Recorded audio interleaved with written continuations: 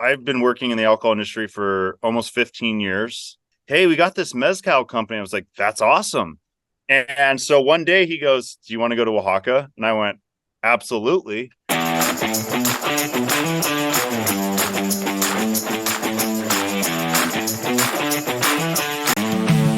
Was it vacation or for mezcal or what? How did you get So in originally?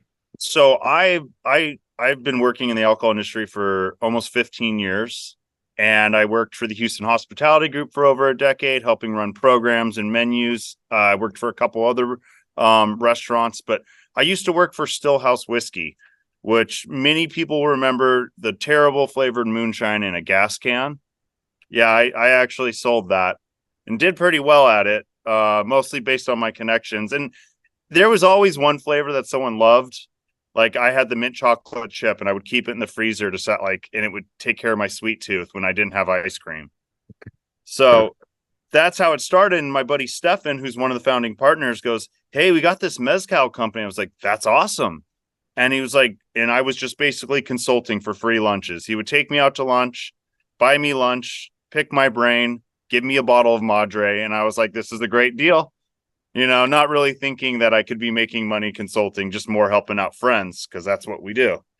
Right. And so one day he goes, do you want to go to Oaxaca? And I went, absolutely.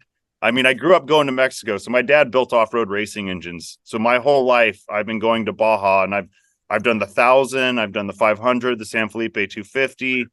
And my dad owned a famous off-road engine shop. And he always would bring people up that, didn't always have papers. And he's like, that shit doesn't matter. He's like, borders aren't real. It's just something we've created. So at a young age, I grew up like exploring the world and understanding that like we just make up these phony borders.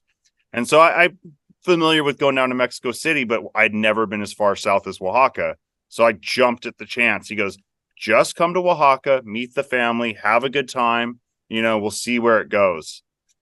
That weekend, we all got an email from Stillhouse saying like, hey, I know things are being shaken up right now, but trust me, everything's fine. Don't worry about it. That weekend, apparently the whole team got laid off, but I had the last brand ambassador to email. So I didn't get the email till I came home Monday. Everyone had lost their job. It was this big deal. And they're like, Ryan, are you going to be okay? Do you need help finding work? And I go, you'll never believe where I just came home from. I got a job. So basically, I went down to Oaxaca, met the families, broke bread with Jose Morales, got to meet his mother, who blessed the roast before it started and cooked us dinner. And I was like, and then they offered me a job paying, and they were going to match what Stillhouse was paying me. And I was like, absolutely. And that was started my journey about 6 years ago with Madre, and I've been with them since. And I mean, I have it tattooed on my hand right here. I have it tattooed on my palm right here. And I think I have another one on the inside of my leg too. We do events and we'll have pop-up tattoo artists all the time. And Oh I'm always wow. in line. I'm like, well, since I'm here, may as well. That's So one way to that's show kind of how loyalty, I got obviously. into it. Please, yeah. And it was a part-time gig and we've just grown exponentially, and a lot of grassroots. A lot of people could tell you in the beginning how many times we were doing barbershop openings, like gallery openings. We did all these cool little things, and we didn't have money, but we had a team and we had product. So it'd be like, hey, we'll come basically set up a private bar and do tastings and educate. And we would bring up like Chapelinas and Sal de Gusano, and we would create these beautiful tables and people would just be blown away. And Sure. that's kind of how we got the start and really started in LA, was through grassroots and just connecting with the community. I love that. Ryan, as we wrap up, let's talk about where can we learn more about Madre Mezcal? Where can we buy it? Where should we be visiting to find out more about it? We have a beautiful Instagram online. MadreMezcal.com is our website.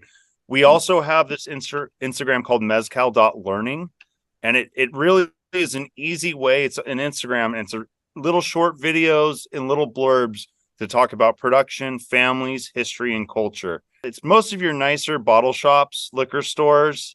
And in California, we're lucky enough to be in Trader Joe's for the Espadine, and Whole Foods has our ensemble. which I always say support your local liquor store if you can. They're going to have much better stuff. But at the same time, I understand times are rough and the pricing at Trader Joe's and Whole Foods is fantastic. And if for some reason you can't find it, you go to madremezcal.com. We ship bottles to almost every state in the U.S. I'm just excited to see the culture of mezcal just expand beyond just America. And we're actually now in 9 countries too.